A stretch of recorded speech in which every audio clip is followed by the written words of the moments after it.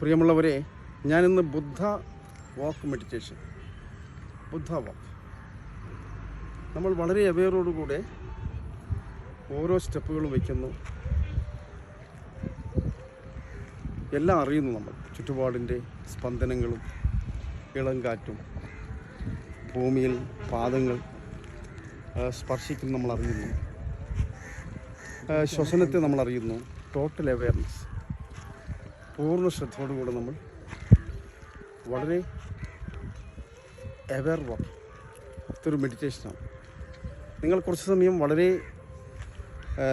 ജീവിതത്തിൽ സ്വാഭാവികമായി സ്പീഡുള്ള ആളാണെങ്കിൽ, എല്ലാത്തിനും ധൃതി പിടിക്കുന്ന ആളാണെങ്കിൽ അല്പം ഈ ബുദ്ധ വാക്ക് മെഡിറ്റേഷൻ പരിശീലിച്ചാൽ നിങ്ങൾക്ക് ബാലൻസ് ചെയ്യാൻ പറ്റും. കാരണം നമുക്ക് രണ്ട് കാര്യങ്ങളും നമ്മൾ ശീലിക്കേണ്ടത്. ഒന്ന് സ്പീഡും ശീലിക്കണം, സ്ലോ മൂവ്മെൻറ്റ്സും. ഒരേ ഇതാകുമ്പോൾ അതൊരു റോബോട്ടിക് സിസ്റ്റമാവും. അപ്പോൾ ഇടയ്ക്ക് നമ്മൾ സ്ലോ മൂവ്മെൻറ്റ്സ് വളരെ ചുറ്റുപാടിനെ നോക്കുന്നു, കാണുന്നു, ആസ്വദിക്കുന്നു. പിന്നെ ഈ 3 അടി ഫോക്കസ്, അതിലപ്പുറം ഒന്നും നമ്മൾ ചിന്തിക്കുന്നില്ല. ആ 3 അടി നോക്കി വീണ്ടും നമ്മൾ മൂവ് ചെയ്യുന്നു. Total awareness, pure consciousness. ഇടയ്ക്ക് നമ്മൾ ബ്രേക്ക് ചെയ്യണം, സ്റ്റോപ്പ്. അപ്പോൾ നമ്മൾ ആ ബ്രേക്ക് ചെയ്യുമ്പോൾ നമ്മൾ ഉള്ളിലേക്ക് പോയി നമ്മളെ ശ്വസനത്തെ നിരീക്ഷിക്കണം, നമ്മുടെ ചിന്തകൾ നിരീക്ഷിക്കണം, നമ്മളിൽ വരുന്ന മാറ്റങ്ങളെക്കുറിച്ച് നമ്മൾ ബോധവാന്മാരാകണം. നമ്മൾ ഈ ബുദ്ധ വാക്ക് ചെയ്യുമ്പോൾ ശ്രദ്ധിക്കേണ്ടത്, കുറച്ച് മൂവ്മെൻറ്റ്സ് വെച്ച് കഴിഞ്ഞാൽ പിന്നെ ഒന്ന് സ്റ്റോപ്പ് ചെയ്യണം. സ്റ്റോപ്പ് ചെയ്ത് കണ്ണടക്കണം, ഉള്ളിലേക്ക് ശ്രദ്ധിക്കണം, നമ്മുടെ ശ്വസനത്തെ പൂർണ്ണമായി ശ്രദ്ധിക്കണം. ചെയ്യണ്ട, ഒരു സാക്ഷിയെ പോലെ വിറ്റ്നസ്. ഇത് നിങ്ങളെ കൂടുതൽ ആഴത്തിലുള്ള വിശ്രാന്തിയിലേക്ക് നയിക്കുന്നതാണ്. ഈ ധ്യാന രീതി നിങ്ങൾക്ക് എപ്പോഴും പ്രാക്ടീസ് ചെയ്യാം. വൈകുന്നേരങ്ങളിൽ നിങ്ങൾക്ക് സമയം കിട്ടുമ്പോൾ ഒരു 10-15 മിനിറ്റ് ഇങ്ങനെ ബുദ്ധ വാക്ക് മെഡിറ്റേഷൻ.